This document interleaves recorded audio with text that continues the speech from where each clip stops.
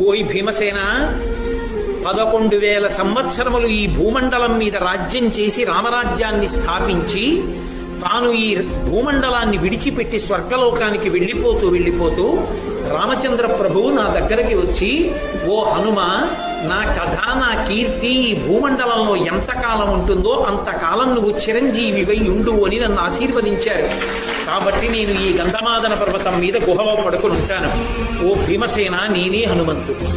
హనుమ 100 యోజనములు దాటారన్నావే, నేనే. నువ్వు నాకు సోదరుడివి, మన ఇద్దరం వాయుపుత్రులం. కాబట్టి నిన్ను చూడటం వల్ల నేను చాలా ధన్యుణ్ణయ్యానయ్యా, చాలా సంతోషం పొందాను. భీముడు కూడా అన్నాడు, మహానుభావ, మీ వంటి వారి దర్శనం అవడం అంటే మాటలా? అందుకొచ్చింది ఆ సౌగంధికా పుష్పం. దేవతలు ఏది చేసినా పాండవుల ఉన్నతికే చేస్తారు. ఎక్కడ ధర్మం ఉందో అక్కడ అనుగ్రహం. గాలికి పువ్వు వచ్చినా అనుగ్రహానికే వస్తుంది.